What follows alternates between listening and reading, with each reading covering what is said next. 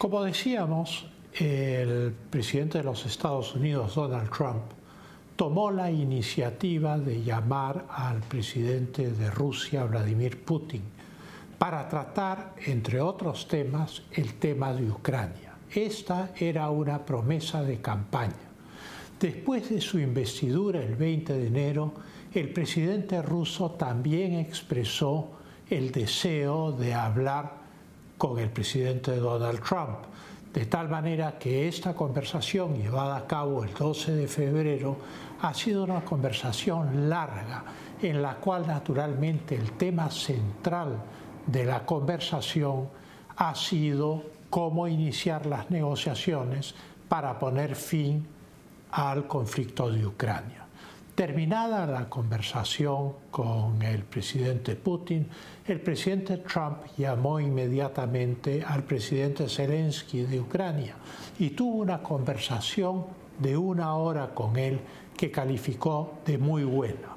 Respecto a las conversaciones con Putin, que fueron largas y productivas según describe el propio Trump en un mensaje de Instagram, dice que fueron principalmente sobre Ucrania, pero también sobre otros temas enormemente importantes. Por ejemplo, el Medio Oriente, el tema de la energía, refiriéndose, sin decirlo, al precio de los combustibles fósiles y probablemente a las políticas de la OPEP, la inteligencia artificial y en la ubicación del dólar como moneda de intercambio global.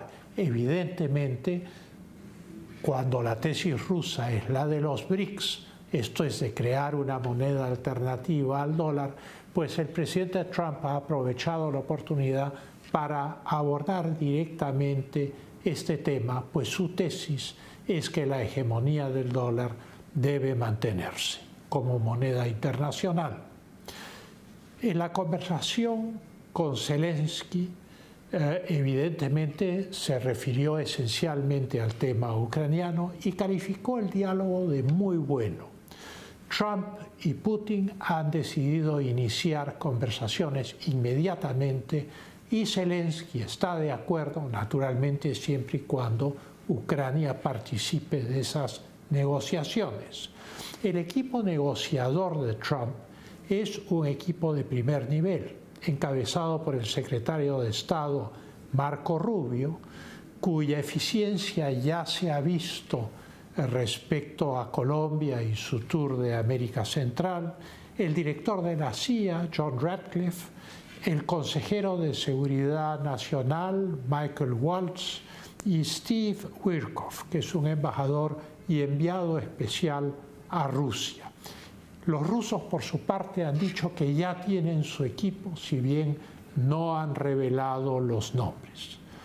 Todo esto no es extrañar. Trump anunció en la campaña electoral que lograría la paz en Ucrania, que había muerto mucha gente de los dos lados y que era una guerra que no conducía a ninguna parte. Pues bien, a los 23 días de su gobierno, Trump ha empezado a cumplir su promesa y tildó esta promesa de estar inspirada en el sentido común. Esto es, a ojos del mundo queda claro que la guerra de Ucrania es una guerra que ya no tiene solución de continuidad, que los territorios que Rusia ocupa actualmente difícilmente pueden ser reconquistados por Ucrania y que lo único que queda por delante es la diplomacia y la mesa de negociaciones. La reacción europea fue de estupor, cosa curiosa porque para quien haya visto la ejecución de los primeros 24 días del gobierno de Trump, pues Trump es un hombre que se ha dedicado a cumplir todo lo que ha prometido en la campaña y en su discurso de investidura. Y una de esas cosas era ponerle fin a la guerra de Ucrania. Sin embargo, daría la impresión que no creyeron que esto sería cierto o tampoco creyeron que esto podía ocurrir sin consultas previas con ellos. La realidad es que la actitud de Trump era completamente previsible, producida la transición de la administración Biden, partidaria e intensa de la guerra, a la administración Trump, partidaria de lograr la paz en esa convulsionada parte del mundo. De tal manera que es la crónica de una negociación y de una paz anunciada. El 13 de febrero los ministros de defensa europeos se reunieron en Bruselas. Estaban airados, diría yo, más que sorprendidos, porque decían que no podían haber conversaciones con Rusia sin Ucrania y sin ellos, sin los ministros europeos de la OTAN y de la Unión Europea, los ministros de defensa. Naturalmente, las conversaciones serán dirigidas por los Estados Unidos de América. De eso no cabe ninguna duda, puesto quien comanda la OTAN son los Estados Unidos y quien financia gran parte del gasto militar, incluso que se ha llevado a cabo en la guerra de Ucrania, han sido los Estados Unidos de América. Además, Trump ya había hablado antes del 13 de febrero con Zelensky, así como lo había hecho con Putin, de tal manera que la posición europea de expresar estas preocupaciones respecto a la participación de Europa y de Ucrania son sobre todo una señal política, un gesto político frente al temor de ser dejados de lado. Los líderes europeos de alguna manera estaban fuera de guardia y temerosos de ser pasados por alto en unas conversaciones que serían lideradas por los Estados Unidos y por Rusia. Y también de no tener voz en el tema de la seguridad de Europa en general. En 1966, sobre este tema, el general de Gaulle se salió del mando integrado militar de la OTAN, justamente para poder desarrollar el potencial nuclear de Francia y la capacidad bélica de Francia para garantizar la seguridad europea, asumiendo sus propios gastos de defensa.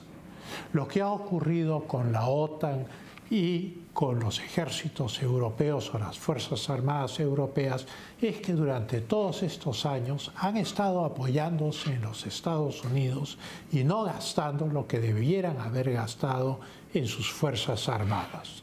De tal manera que el temor de no tener voz en la seguridad europea es correlativo al temor de no tener suficiente fuerza militar para jugar en el tablero geopolítico euroasiático. Los Estados Unidos va a entrar en estas negociaciones con los europeos indiscutiblemente a través de la OTAN y con Ucrania, a la cual no va a dejar de lado. El secretario de Defensa de los Estados Unidos se reunió el 13 de febrero con todos los ministros de Defensa de la OTAN y por lo tanto de la Unión Europea y ha conversado los términos o por lo menos los aspectos preliminares de estas negociaciones con ellos. Por su parte, el vicepresidente Vance se va a reunir con el presidente Zelensky de Ucrania en la conferencia de seguridad de Múnich. Esta conferencia va a tener lugar el 13, del 14 al 16 de febrero, en Múnich. Y en esa cumbre es donde se va a iniciar probablemente el proceso negociador, o así lo ha dado a entender el propio presidente Zelensky de Ucrania. Los líderes europeos no se prepararon para esto. Pensaron que antes iban a ser consultados, pero han sido desbordados por la velocidad del presidente Trump. Sin embargo, el primer ministro polaco ha expresado desde una posición moderada lo que en realidad es la posición de todos ellos. Ha dicho: todo lo que necesitamos es paz, una paz justa.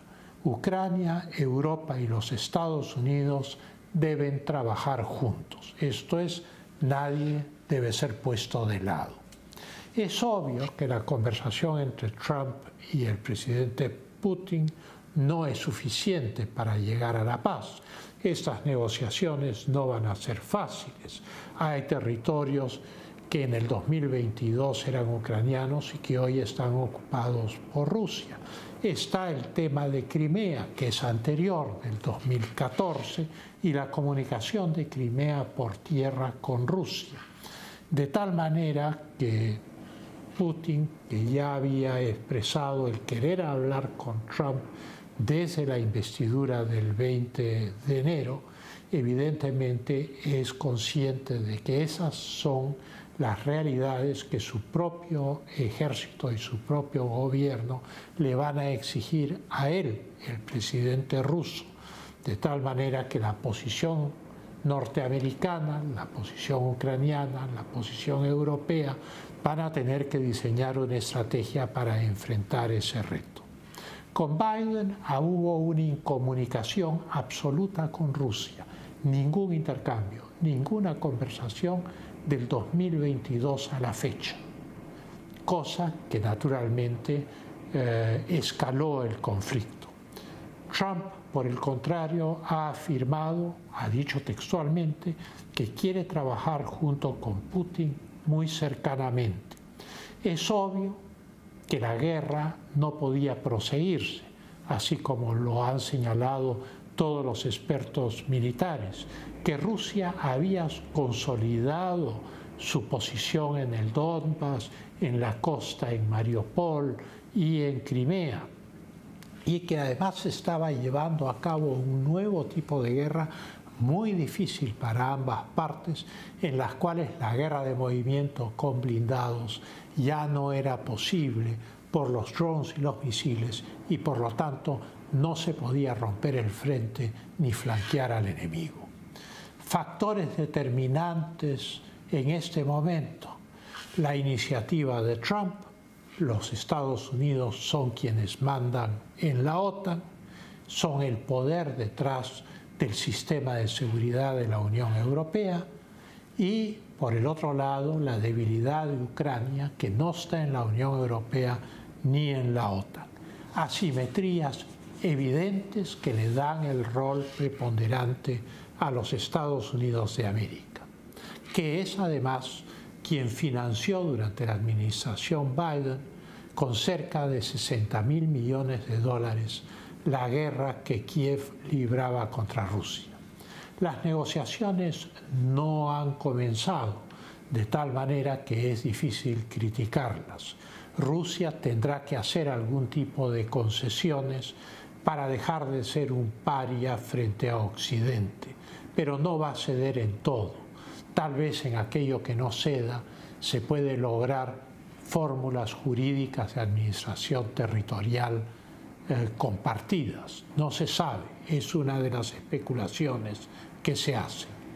Zelensky ha dicho también el 13 de febrero que Ucrania participará de todas maneras en las negociaciones. El Kremlin ha dicho lo mismo. Sin embargo, ha dado a entender que el interlocutor principal son los Estados Unidos de América. Kiev no puede estar al mando de las negociaciones. Está en una posición de debilidad, no está en la Unión Europea, no está en la OTAN, y por lo tanto no tiene el peso específico y el poder militar para conducir estas negociaciones. Los Estados Unidos sí tienen el dinero, el poder militar y el peso específico de Europa para liderar esas negociaciones. Son los que van a marcar la pauta, pero se necesitarán siempre los consensos de los europeos y el consenso ucraniano. Parece evidente entonces que Ucrania no va a recuperar todos los territorios que ha perdido, y que naturalmente se verá a partir de la cumbre de Múnich cuál será el curso de esas negociaciones y qué es lo que podrá lograrse en ese campo. Volvemos en un instante con la reforma del Estado federal por parte del presidente Trump y el jefe del Departamento de Eficiencia, Elon Musk.